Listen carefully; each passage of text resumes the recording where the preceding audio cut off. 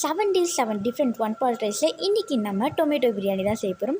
அதுவும் quick and ஈஸியாக. வாங்க வீடியோக்குள்ளே போகலாம். அதுக்கு முதல்ல ஒரு குக்கரில் 2 டேபிள் ஸ்பூன் நெய், 3 டேபிள் ஸ்பூன் எண்ணெய், பட்டை, லவங்கம், கிராம்பு, ஏலக்காய் எல்லாம் ஆட் பண்ணிவிட்டு இது நல்லா பொரிஞ்சதும் நம்ம நீட்டாக கட் பண்ணி வச்சுருக்க வெங்காயத்தை ஒன்று ஆட் பண்ணிட்டு இது நல்லா கோல்டன் ப்ரௌன் கலரில் சேர்த்துக்கலாம். இது கூட ஒரு 3லேருந்து 4 பச்சை மிளகா, ஒரு டேபிள் ஸ்பூன் இஞ்சி பூண்டு போட்டு நல்லா கோல்டன் ப்ரௌன் கலரில் ஃப்ரை பண்ணிக்கலாம்.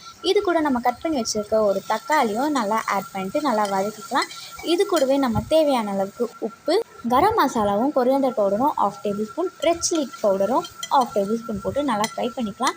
இது நல்லா ஃப்ரை ஆகிடுச்சு. ஒரு குட்டி தக்காளியை இந்த மாதிரி கட் பண்ணிவிட்டு அதையும் ஆட் பண்ணிக்கலாம். இப்போ தக்காளி, வெங்காயம் நம்ம போட்டிருக்க மசாலாலாம் சூப்பராக வதங்கிடுச்சு. இது கூட ஒரு கைப்பிடி அளவுக்கு புதினாவும் போட்டு நல்லா வதக்கிட்டு நம்ம அரிசி ஆட் பண்ணிக்கலாம்.